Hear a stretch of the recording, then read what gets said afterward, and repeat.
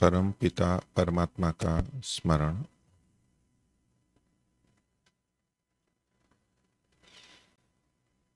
भावना,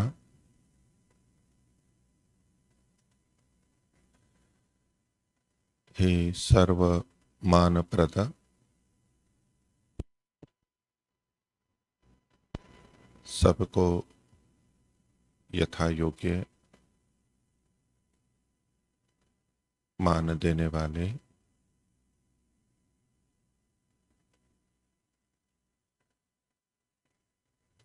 वैर से रहित परमेश्वर,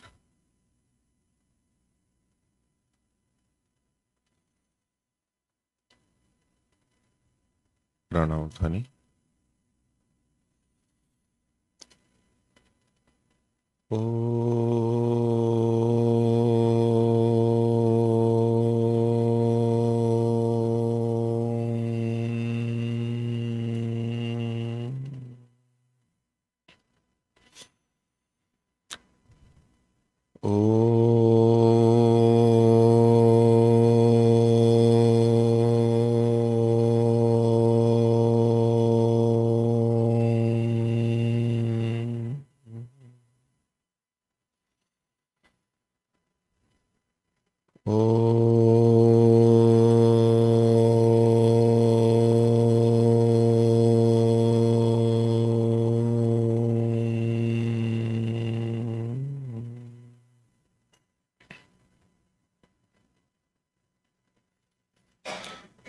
धर्म प्रेमी सज्जनों, हमारे जीवन में व्यक्तिगत या सामाजिक दोनों ही जगह मान सम्मान का बहुत महत्व है। व्यक्तिगत स्तर पर हम मान और अपमान दोनों पर बहुत विचार करते, अनुभव करते। उसके अनुसार हमारी बहुत सारी प्रतिक्रियाएं होती हैं। उसके अनुसार हमारे बहुत से व्यवहार होते हैं। हमारे जिन कर्मों को लोग सम्मानित करते हैं, हम उनकी वृद्धि करते हैं। हमारे जिन कर्मों को, वाणी को, व्यवहारों को लोग सम्मानित नहीं करते, अपमानित करते हैं, उससे हम बचने लगते हैं या छोड़ देते हैं। इसी तरह से हम जो दूसरों के साथ व्यवहार करते हैं, उसमें सभी जगह मान और सम्मान, अपमान जुड़ा रहता है। तीन ऐषणाओं में पुत्रैषणा, वित्तैषणा और लोकैषणा, संतान, शिष्य आदि की कामना पुत्रैषणा में आएगी। रुपए, पैसे, सोने, चांदी, भूमि इत्यादि जो भी साधन है वो वित्तैषणा में आएंगे। और लोकेशना तो यश की कामना, श्रेष्ठता, लोग समझें, मेरे बारे में कहें, माने, ये रहती है। प्रसिद्धि की कामना, इसमें प्रसिद्धि की कामना अलग से होते हुए भी और लोकेशना से भिन्न उत्तरेषणा और वित्तेषणा होते हुए भी इनके साथ में, पुत्रेषणा और वित्तेषणा के साथ में लोकेशना जुड़ी रहती है। पुत्र या संतान को चाहना केवल सुख सुविधा के लिए ही नहीं होता। उनका अधिक होना, अच्छा होना, वो हमारे यश का कारण भी बनता है। और यश की कामना करने वाला अपने पुत्रों और संतानों को, अपने शिष्यों को बढ़ा करके भी अपने यश को बढ़ाना चाहेगा। अर्थात वित्तैषणा वित्त चाहते हुए भी वो वस्तुतः यश को चाह रहा हो, ऐसा हो सकता है।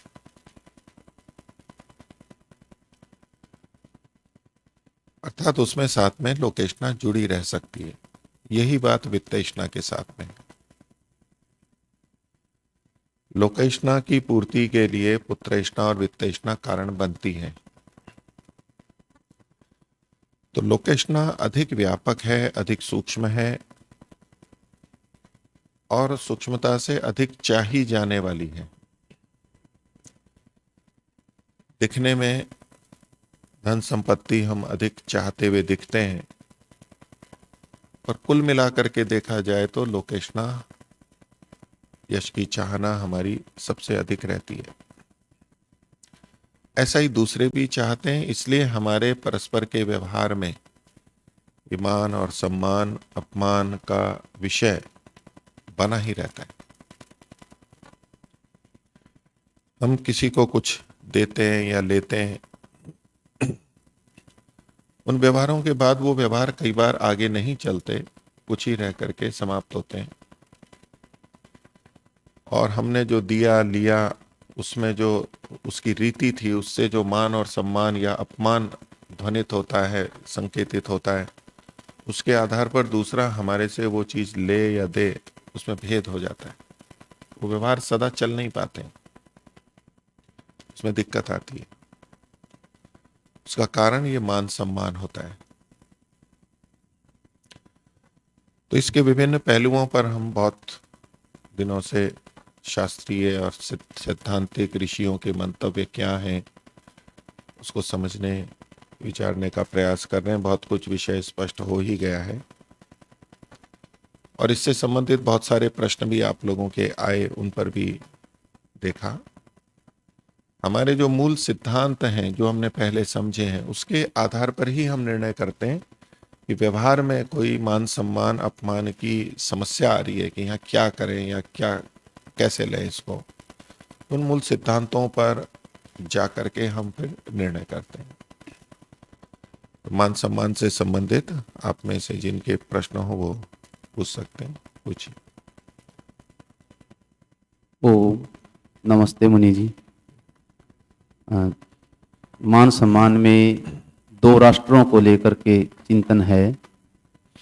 एक राष्ट्र में वेद विद्या स्थापित है, पढ़ाई जाती है, उसका प्रचार प्रसार भी अपेक्षाकृत अधिक किया जाता है। दूसरे में कम है अथवा ना के बराबर है, वहाँ के लोग उसको मान्यता भी कम देते हैं। किंतु व्यक्तिगत आचरण में या अपने राष्ट्र के प्रति साफ सफाई में या फिर चोरी में, ये देखा जाए तो जिस राष्ट्र में वेद विद्या का प्रचार प्रसार कम है या जानने वालों की संख्या अति न्यून है, ये चीज़ें वहाँ पे कम पाई जाती हैं। और जिस राष्ट्र में वेद विद्या का प्रचार प्रसार अधिक है, वहाँ पे ये तथ्य ज़्यादा हैं। तो वहाँ सम्मान के योग्य कौन सा राष्ट्र होगा? तो देखिए, हमने जो पहले विचार किया था वो व्यक्ति को लेके किया था। आपका प्रश्न राष्ट्र की दृष्टि से है, राष्ट्र को एक इकाई मानते हुए। एक राष्ट्र भी एक व्यक्ति कहला जा सकता है। एक राष्ट्र एक व्यक्ति है, दूसरा राष्ट्र दूसरा व्यक्ति, मतलब इकाई है। जो बातें हमने व्यक्ति यानी मनुष्य, एक एक मनुष्य को लेकर के पीछे विचारी थी, बस वही बातें यहां पर भी लगेंगी। इसको समझने के लिए आप पहले मनुष्य पे आ सकते हैं और फिर राष्ट्र पे भी जा सकते हैं। मनुष्यों में हमने देखा था कि वित्तम बंधु वयः कर्म विद्या भवति पंचमी, 5 मान के स्थान है। धन, बंधु यानी परिवारजन, वयः आयु, कर्म यानी जो क्रियाकलाप है, श्रेष्ठ कर्म है, और ज्ञान विद्या। ये मूल तत्व हुए। ये जिन व्यक्तियों में है, इनमें अपेक्षा से दूसरे दूसरे अधिक सम्मान के योग्य होते हैं। उस दृष्टि से विद्या को सबसे सर्व अधिक मान के योग्य माना गया, धन को सबसे कम मान के योग्य माना गया, अच्छे धन को। ये की ये बात हम राष्ट्र पे भी लगाएंगे। अपने वेद विद्या के संदर्भ में कहा कि वेद विद्या जहाँ अधिक पढ़ाई जाती है, लोग मानने वाले हैं, लेकिन आचरण नहीं है, और दूसरे देश जहाँ वेद को जानते भी नहीं हैं, देखा भी नहीं है, लेकिन वहाँ का आचरण अच्छा है। आपने प्रश्न रखा है तो मैं आपसे देश के नाम भी जानना चाहूँगा। अगर आप नाम बता सकते हो तो आपके प्रश्न का उत्तर मैं और अच्छे से दूंगा और आपको और अच्छे से समझ में आएगा। यदि आप नाम नहीं भी लेते हैं तो भी उत्तर तो मैं दूंगा ही। आप यदि उदाहरण के रूप में 2 देश के नाम दे सकते हैं तो दे दीजिए। अ, वेद विद्या का सबसे अधिक प्रचार प्रसार मैं अपने ही राष्ट्र भारत में मानता हूँ, और जहाँ पे कम मानता हूँ वो जैसे ऑस्ट्रेलिया है, इंग्लैंड है, ये देश साफ सफाई आदि के मामले में अधिक हैं, और जो अन्य आचरण का पक्ष है उसमें भी यहाँ से दृढ़ दिखाई देते हैं।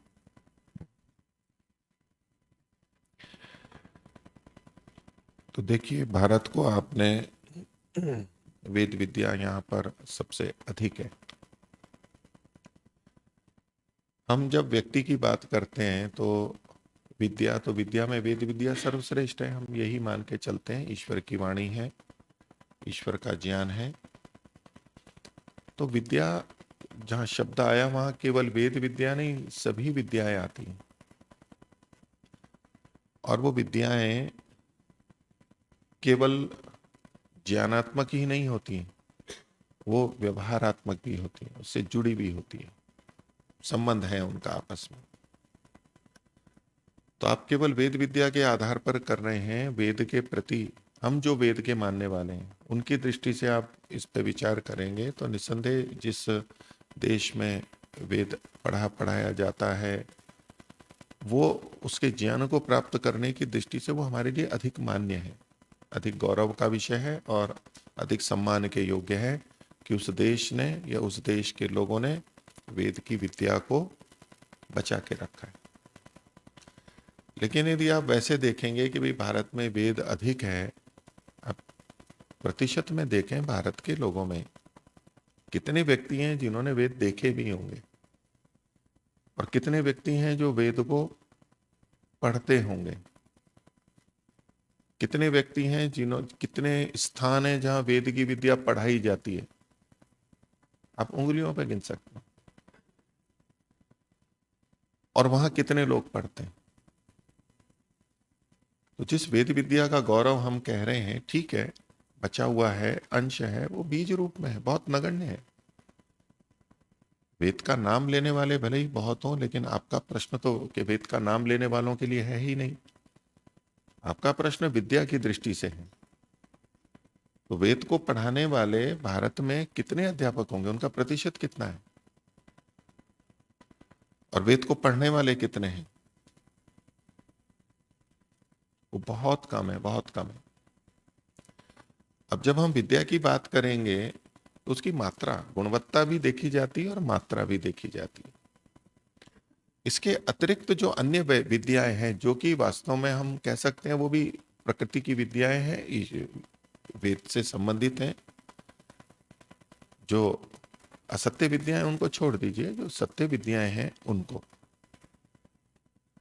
उनको भी हमें देखना होगा कि किस देश के लोग अधिक शिक्षित हैं, अधिक विद्याएं पढ़े हुए हैं, कहाँ विद्याओं को पढ़ाने वाले संस्थान अधिक हैं, विश्वविद्यालय, महाविद्यालय, प्राथमिक शालाएं किस स्तर पर पढ़ाई जाती हैं, वो भी देखना होगा। केवल विद्या को मैं आचरण वाली बात अभी ला ही नहीं रहा हूं। जो आपने कहा कि वहां आचरण अच्छा है, यहाँ बुरा है, वो बिंदु अलग है। वित्तम बंधु वयः कर्म, कर्म ये जो हमारा आचरण है उसमें कहाँ कैसा है उसकी चर्चा बाद में करेंगे। आपका कहना है कि वहां आचरण अच्छा है, वेद विद्या कम है। भारत में वेद विद्या अधिक है, आचरण कम है। आपकी दृष्टि से ये प्रतिपादन है। केवल विद्या की दृष्टि से भी देखें, विद्या की दृष्टि से तो वेद और वेद से अतिरिक्त विद्याएं भी हमें लेनी होंगी। ये ठीक है कि वेद की विद्या और ऋषियों की विद्या ये जीवन को कृतकृत्य करने वाली है, मुक्ति को देने वाली है, जीवन को सार्थक करने वाली है। इस दृष्टि से इसका बहुत अधिक महत्व है। इसलिए देश विदेश वाले भी बहुत से व्यक्ति वेदों को पढ़ने के लिए उपनिषदों को इनको पढ़ने के लिए बहुत संपन्न और पढ़े लिखे लोग भारत में आते हैं, ढूंढते हैं कि शायद यहाँ कुछ मिले, लेकिन उन्हें भी ढूंढना पड़ता है। बहुत कम स्थान होंगे जहां मिलता है और जहां ठीक मिलता है, नहीं तो उनको भी उल्टा पढ़ाया जाता है। बहुत संस्थानों में आते हैं जहां विदेशी भाषाओं में अध्ययन होता है, वहां वो लोग आते हैं, अध्यात्म के नाम पर आते हैं। तो भारत में कोई वेद विद्या गर्व करने लायक स्थिति में नहीं है, ना वो स्थिर है, वो बढ़ने वाली स्थिति में भी नहीं है, वो तो क्षीण होने वाली स्थिति में बनी हुई है अभी। तो अपने आप में ये कोई गौरव की बात नहीं है भारत के लिए भी, अगर यूं देखें तो। संस्कृत वेद विद्या के लिए संस्कृत है, संस्कृत पढ़ने वाले प्रति वर्ष कम हो रहे हैं, विद्यालय कम होते हैं, पढ़ने वालों की संख्या कम है, कमी हो रही है। तो ये तो वो ही देख सकता है जो एक अलग दृष्टि रखता हो। जिनके लक्ष्य ही कम है, उनकी दृष्टि से जो लौकिकी लक्ष्य हैं वो तो लौकिकी विद्याओं को देखेंगे, उन्हीं देशों का सम्मान करेंगे। तो समाज में तो ऐसा ही सम्मान होगा, इसलिए दूसरे देश अधिक सम्मानित हैं। लेकिन कुल मिलाकर के देखा जाए तो वेद जहां है तो वो एक विशेष बात है। आप अगर व्यक्तियों की दृष्टि से देखें तो भारत के बहुत सारे व्यक्ति विदेश में गए हुए हैं। यहाँ के जो अच्छे पढ़े लिखे, बुद्धिमान, जागरूक, मेहनती, परिश्रमी लोग बहुत विदेश में हैं। हर कोई विदेश जा नहीं पाता है, श्रमिक भी जाते हैं, लेकिन अच्छे लोग बहुत जाते हैं, यानी बौद्धिक दृष्टि से, ज्ञान की दृष्टि से समर्थ व्यक्ति विदेश जाते हैं। वहां संभावनाएं लौकिक लक्ष्यों की उन्नति की अधिक होती है, शिक्षा का स्तर पढ़ना अधिक होता है। तो आप उन सबको देखें तो आपको बहुत लोग वहां पर मिलेंगे, यानी प्रतिशत भारतीयों का भी जो प्रतिशत वहां पर है और कुछ विदेशियों का भी जो प्रबुद्ध है, वो इन सबको जानने वाले बहुत मिलेंगे। हम सोचते हैं भारत में हैं तो हम भारत में भी वेदों के बारे में कितना जानते हैं, वहां ऐसे बहुत लोग अच्छे जानने वाले मिल जाएंगे। जैसे कि अध्यात्म और योग के बारे में भी हमें बड़ा गर्व है। हमारे यहाँ जितनी संस्थाएं चलती हैं भारत में, अभी बढ़ भी गई हैं, फिर भी जहां योग के बारे में चर्चा होती है, विदेशों में इससे ज्यादा है। जिन देशों की आप कल्पना कर रहे हैं, ऑस्ट्रेलिया, इंग्लैंड या अमेरिका, कनाडा, वहां ज्यादा केंद्र है, यहां से ज्यादा केंद्र है।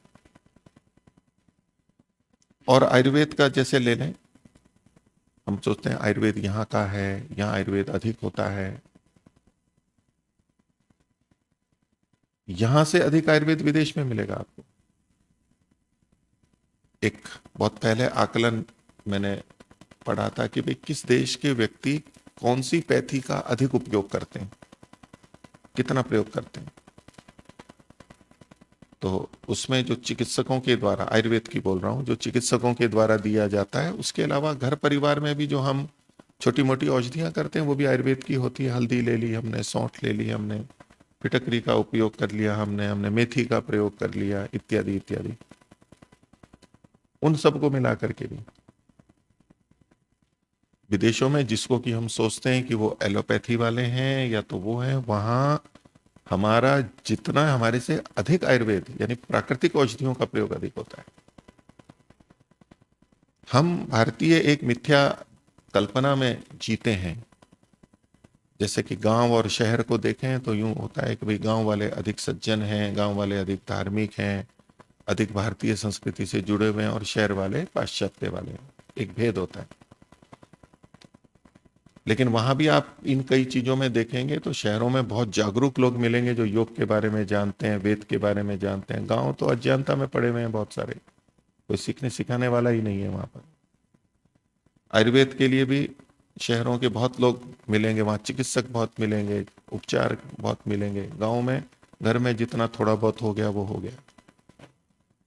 यही बात वेद के लिए है। आप पूछें कि गांव में अधिक वेद पढ़ा जाता है या शहरों में अधिक वेद पढ़ा जाता है, वैसे कहाँ होना चाहिए? गांव में, प्राकृतिक स्थिति में, जिसको कि हम मूल भारत कहते हैं, वो भारतीय संस्कृति से जुड़ा है, वहां वेद अधिक पढ़ा जाना चाहिए, ऐसा हम एक कल्पना कर सकते हैं। और शहर तो बिगड़ चुके हैं। तो अब यूं देखें कि गांव में कोई वेद की स्थिति बची है? कितने से गांव होंगे जहां कहीं कुछ थोड़ा बहुत होगा? नहीं तो कुछ भी नहीं है, कुछ भी नहीं है। तो पहली बात तो वेद की दृष्टि से कोई गर्व करने की स्थिति भारत की नहीं है, लेकिन हाँ जो इच्छुक है उनको मिल जाता है, इस दृष्टि से भारत का है। लेकिन हम जब विद्या देख रहे हैं सम्मान, तो बाकी सब विद्याएं भी देखी जाएंगी। वेद की विद्या थोड़ी सी यहां पर प्रचलित है और बाकी दूसरी विद्याएं यहां पर कम है, वहां दूसरी जगह ज्यादा है। तो भले ही वो हल्की है, लेकिन मात्रा ज्यादा होने से भार बढ़ जाएगा, उसको गौरव अधिक आ जाएगा। हम एक अपने गर्व का बिंदु मानते हैं और बार बार उस श्लोक को बोलते रहते हैं, एतद् देश प्रसूतस्य।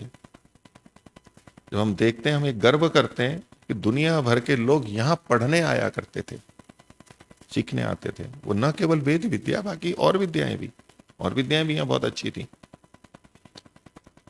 आजकल यद्यपि अभी थोड़ा अच्छा हुआ है भारत का, और बहुत से हमारे से भी जो निचले देश हैं वहां के बहुत विद्यार्थी भारत पढ़ने आते हैं, लेकिन भारत के भी बहुत लाखों बच्चे विदेश पढ़ने जाते हैं। और विश्व की जो श्रेष्ठ संस्थाएं हैं शिक्षण की या विश्वविद्यालय हैं, उसमें भारत के नाम बहुत पीछे हैं। तो विद्या के क्षेत्र में भी भारत अभी कोई विशेष गर्व करने वाली बात नहीं है। और आज तो युग ऐसा आ गया है, या विदेश में रहते हुए भी वेद के, आप अगर आधुनिक तंत्र को जानते हैं तो वेद से संबंधित आपको सारी चीजें आपको इंटरनेट पर कहीं भी मिलेंगी। वो देश की सीमा ही हट गई कि इसी देश में ही आकर के पढ़ना है। ये देशातीत हो चुका है, ये देश का कोई सीमा ही नहीं रही है। आपको प्रवचन कहीं भी मिल जाएंगे, आपको भाष्य कहीं भी मिल जाएंगे, इंटरनेट पे सब कुछ मिल जाएगा, पुस्तकें मिल जाएंगी। और आजकल तो आप ऑनलाइन कुछ भी आदेश कर दो, आपके देश में वहीं पहुंच जाएगा। और यदि संपन्न है तो योग के वेद के पढ़ाने वाले भी आपको घर पे पढ़ाने वाले मिल जाएंगे, आपके गांव में पढ़ाने वाले मिल जाएंगे। धन होना चाहिए, क्योंकि उनका कोई मान नहीं है, उनको कहीं उचित ढंग से होता नहीं है। उनको जहां भी अवसर मिलेगा, कोई वेतन देगा, अधिक देगा, तो वो वहां मिल जाएंगे आपको। अच्छे अच्छे वेद पाठी विदेशों में बुलाए जाते हैं, वो वेद पाठ करते हैं वहां उन संस्थाओं में। न केवल आधुनिक लोग जाते हैं, भारतीय जो वो भी जाते हैं, विभिन्न विषयों के विशेषज्ञ, संस्कृत के विशेषज्ञों को बुलाते हैं वहां पर, अच्छा वेतन देते हैं, वहां भी मिल जाएंगे। ये तो है विद्या की स्थिति। और आचरण जो है, वो आचरण अधिकांश देशों का, न केवल वो, आप अरब देश जिनको कि हम गलत मानते हैं, जिनको कि हम बिल्कुल विरुद्ध मानते हैं, ये जो दुबई है और हैं ये देश, उनमें से कुछ जो अभी बहुत उन्नत हैं और बहुत साफ सफाई वहां भी वैसी ही अच्छी है, और नियम और कानून व्यवस्था बहुत अधिक है, वेदानुकूल है बहुत सारी, तो बहुत कठोर है। न्याय को आप देखिए वहां पर, कर्म जो है, श्रेष्ठता जो जनता में रहती है, उसका एक आधार है न्याय व्यवस्था, दंड व्यवस्था। दंडः शास्ति प्रजा सर्वा, दंड एवाभिरक्षति, दंडः सुप्तेषु जागर्ति, दंडम धर्मम विदुर्बुधा। बुद्धिमान लोग दंडे को धर्म कहते हैं। ये दंडा क्या है? न्याय का डंडा, न्याय व्यवस्था। न्याय व्यवस्था होगी, वहां धर्म का पालन होगा। तो वो व्यवस्था वहां पर अधिक है, उस दृष्टि से वो अधिक मान्य है। और यही कारण है कि हम में से जो समर्थ हो जाते हैं, अधिकांश लोग विदेश जाके बसना चाहते हैं, अपने देश में नहीं रहना चाहते। जो असमर्थ हैं वो, अथवा कुछ में राष्ट्रीय भावना है, वो रहते हैं, लेकिन वो त्याग मान करके, सेवा मान करके कहते हैं। ये तो सेवा कार्य किया जाता है तो निर्धनों में किया जाता है, सेवा कार्य अज्ञानियों में किया जाता है, सेवा कार्य चुकी झोपड़ियों में किया जाता है। तो उसका ये अर्थ नहीं है कि वो अच्छी जगह है और वहां कोई रहना जा रहा है, तो वो तो कार्य की दृष्टि से रह रहा है। लेकिन यदि उसको दिया जाए कि भाई आपको रहना है, कहां रहेंगे आप, तो उसमें से बहुत अधिक वहां जाना चाहते हैं, वहां की अपनी बुराइयां भी हैं, बुराई गिनाने लगो तो वहां भी बहुत बुराइयां हैं। तो मान सम्मान कभी भी एक वस्तु पे नहीं होता है, अनेक वस्तुओं पे होता है, और हम एक एक अलग अलग बिंदु पे अलग अलग मान कर सकते हैं। तो वेद विद्या की दृष्टि से, अध्यात्म विद्या के मूलभूत दृष्टि से भारत में भी बहुत अधिक है, अच्छा है। लेकिन इसका दूसरा कृष्ण पक्ष ये है, काला पहलू ये है कि धर्म और अध्यात्म के नाम पर जितनी ठगी यहां होती है, विदेशों में नहीं होती है। वो जैसा जानते हैं करते हैं, वो बता देते हैं। चूंकि यहां के व्यक्तियों में ही मूलभूत छल कपट जुड़ा हुआ है, वो धर्म को भी, वो अध्यात्म को भी, वो योग को भी, वो आयुर्वेद को भी बहुत छल कपट से करते हैं। आयुर्वेद का कोई चिकित्सक है, मतलब वेद से जुड़ा हुआ है, तो वो बिल्कुल शुद्ध पवित्र हृदय वाला होकर के चिकित्सा करता है, ऐसा नहीं है। आयुर्वेद के नाम पर एलोपैथी चिकित्सकों से भी बुरी स्थिति के वैद्य मिलते हैं, शोषण करने वाले, अत्यंत शोषण करने वाले। जैसे हम जब उदाहरण देते हैं चिकित्सकों के, तो एलोपैथी वालों के ही देते हैं कि वो ऐसे ऑपरेशन करते हैं, ऐसे लूट लेते हैं, ऐसे परीक्षण कराते हैं। हम जो आलोचना करते हैं वो एलोपैथी वालों की ही करते हैं, आयुर्वेद वालों का कथन में नहीं आता है। लेकिन वास्तविकता यह है कि आयुर्वेद के नाम पे, वैद्य के नाम पे, और चूंकि लोग सहज मान लेते हैं, ये विषय ऐसा होता है, थोड़ा श्रद्धा से आते हैं लोग, वहां तो सीधे थोड़े पैसे और वो चीजें ज्यादा रहती है, यहां ठगी बहुत अधिक होती है। कितने आयुर्वेद चिकित्सक हैं वो एलोपैथी की दवाइयों को पीस पीस करके अपने चूर्ण में डाल डाल करके देते हैं, ये कह करके कि मैं आयुर्वेद दे रहा हूं, क्योंकि उनकी आयुर्वेद की दवाई वहां काम नहीं कर रही है, तो उसमें थोड़ी एलोपैथी डाल देंगे और चूर्ण बनाएंगे, पुड़िया में बांध करके देंगे, पूरा विधिवत करेंगे, ये दूसरे को शंका ना हो जाए कि भाई इसमें एलोपैथी है। आपको ऐसे चिकित्सक मिलेंगे। तो वेद के नाम पर, आयुर्वेद के नाम पर, योग के नाम पर, अध्यात्म के नाम पर, जो कर्म की बात आप कह रहे हैं कि भाई एक तो विद्या है और एक दूसरा कर्म है, अब उसी को मानने वाले जब इतना अधिक छल कपट करते हैं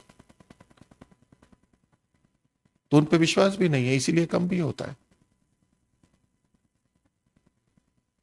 तो ज्ञान जहां पर है वो शुद्ध ज्ञान की बात है, और उतना ज्ञान प्राप्ति की दृष्टि से जब हम ज्ञान को अधिक मान देते हैं, उसका मतलब क्या है कि जब हम अपनी उन्नति, हम मान क्या देंगे, हम अपनी दृष्टि से देखते हैं अपनी उन्नति किसमें, एक काम करने वाला है, एक ज्ञान वाला है। काम करने वाले से भी हम सीखते हैं और ज्ञान वाले से भी सीखते हैं, दोनों में से किससे अधिक सीखते हैं?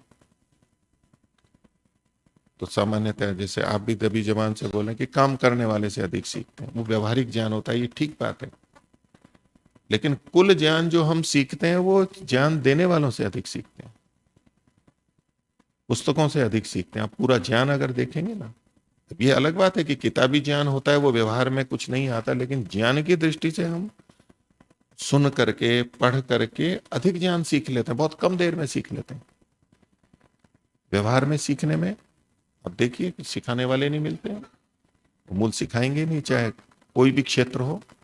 आप किसी बड़े इंजीनियर या चिकित्सक और इनके पास जाके रहे, कोई सर्जन हो, कितने बता रहे थे अभी, बोले जी हम काम तो करते थे अहमदाबाद में बड़े सर्जनों के पास, लेकिन वो मूल चीजें नहीं करवाते, छोटी छोटी ऊपर की चीजें हमसे करवाते हैं, बाकी खुद करते हैं, सिखाते ही नहीं। कोई कोई होता है जो सिखाता है। आयुर्वेद के चिकित्सकों के पास चले जाइए, मोटी मोटी चीजें करवाएंगे, दिखाएंगे, वो सेवा करवाने के लिए, वो सिखाने के लिए आते हैं, मिलते हैं, उनको लगता है कि ये सेवा करने वाला मिल गया है हमारे को, सहयोगी, जिसको कि वेतन भी नहीं देना है या कम देना है और हमारा काम हो जाएगा। वो भी सोचते हैं चलो कुछ तो सीखेंगे, कुछ तो निकालेंगे। कोई कोई होता है जो सारी बात बताता है। ऐसा ही अध्यात्म और वेद के बारे में भी है। तो जो कर्म की प्रवृत्ति है वो ज्ञान के साथ बहुत मिली जुली रहती है, पर फिर भी जो ज्ञान है, ज्ञानवान व्यक्ति वो समाज, राष्ट्र के लिए बहुत अच्छा कर सकता है। कोई एक भी अगर किसी राष्ट्र में अच्छा सोचने वाला हो, उसके पास अधिकार हो, उसकी बात मानी जाती हो, तो वो अकेला राष्ट्र का बहुत अधिक हित कर सकता है। करोड़ों अरबों खरबों गुना अधिक हित कर सकता है। एक जना, 10 जने, 100 जने, 1000 जने, उनसे पूरा राष्ट्र, जन जन को बहुत हित होता है। ज्ञान कम नहीं है। और जो कर्म करने वाले हैं, मैं व्यक्ति के लिए बता रहा हूं, व्यक्तिशः कर्म करने वाला कोई कितना भी कर्म कर ले, कितना भी कर्म कर ले, वो उतना व्यापक हित नहीं कर सकता है जनता का, क्योंकि कर्म की सीमा छोटी है। हमारी कर्म करने की सीमा छोटी है।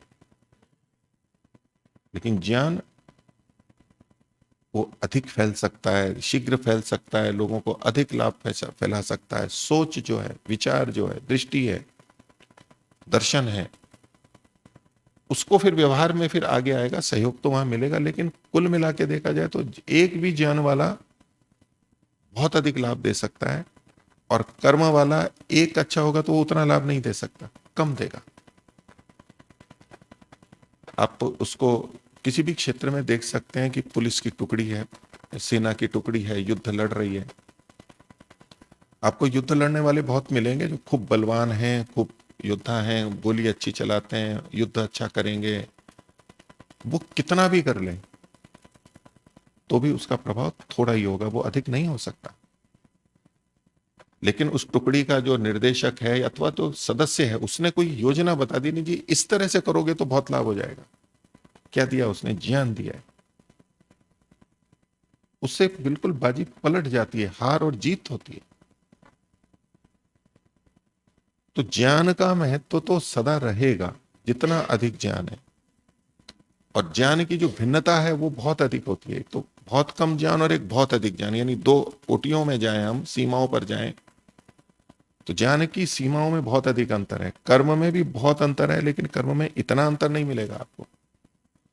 जो दो फासले हैं, दूरियां हैं, कि कम से कम कर्म और अधिक से अधिक कर्म, उसकी जो सीमा है, जैसे कि सबसे छोटा हमारी धन की राशि हुई, मान लो 1 रुपया हुआ, और उधर हम 100 रुपए माने, इधर 1 रुपया माने, उधर 1 लाख रुपए माने, तो ये अंतर हुआ ना। 1 और 100 के बीच में दूरी है इतनी, 100 गुने से अधिक अंतर नहीं है। एक है कि 1 लाख गुना अधिक है, 1 करोड़ गुना अधिक है। तो जो ज्ञान में अंतर होता है, किसी कम जानने वाले या न जानने वाले से जो जानने वाला होता है, उसमें जो तुलना होती है, वो ज्ञान की कितने गुना है वो सबसे अधिक होती है। कर्म की उतने गुना कभी नहीं हो सकती। इसलिए ज्ञान का महत्व तो सदा अधिक है, इसी विद्या का महत्व सबसे अधिक है। कर्म के क्षेत्र में कोई हमारे से उतना गुना बड़ा नहीं बन सकता, जितना कि ज्ञान के क्षेत्र में हमारे से कई गुना बढ़ सकता है। हम भी दूसरों से बन सकते हैं, उसमें संभावनाएं अधिक हैं ज्ञान में। एक तो ज्ञान की भंडार, ज्ञान की प्राप्ति की जो सामर्थ्य है वो हमारी अधिक है। मोटे तौर पे कहूं आपको कि भाई एक जना रोटी बनाता है, वो मान लो 1 घंटे में या कुछ कितनी बनाता है, दूसरा कितनी बनाएगा, कितने गुना अधिक बना लेगा। कोई तेज तेज भी बनाएगा तो कितना गुना अधिक बना लेगा, 5 गुना, 10 गुना, 100 गुना, कितना अधिक कर लेगा। एक जना चलता है, एक दिन में कितना चलता है, दूसरा जो अधिक से अधिक चल सकता हो वो कितना गुना चल लेगा। बहुत अधिक नहीं चलेगा, कई गुना चलेगा, लेकिन कम, उतना नहीं। लेकिन जानने की दृष्टि से है कि एक इतना जानता है और दूसरा कितना जान सकता है, ज्ञान कितना शुद्ध हो सकता है, कितना अधिक हो सकता है, उसकी सीमा बहुत अधिक है। इसलिए ज्ञान से होने वाले उपकार बहुत अधिक हैं। एक भी व्यक्ति बहुत अधिक कर देता है या कर लेता है। इसलिए ज्ञान या विद्या का महत्व तो अधिक रहेगा। और वेद की प्रमुखता है इस दृष्टि से, इतने अंशों में हम भारत देश को या भारत के भी कुछ भागों को, कुछ स्थलों को श्रेष्ठ मान सकते हैं, आदर के योग्य मान सकते हैं। तो आज का विषय इतना ही रखते हैं। शांति पाठ। ओम द्यौः शान्तिरन्तरिक्षं शान्तिः पृथिवी शान्तिराप शान्तिरोषधयः शान्तिः। वनस्पतयः शान्तिर्विश्वे देवाः शान्तिर्ब्रह्म शान्तिः सर्वं शान्तिः शान्तिरेव शान्तिः सामा शान्तिरेधि। ॐ शांति शांति शांति। सर्वेभ्यो नमः। सभी को सादर अभिवादन। ओम शांति।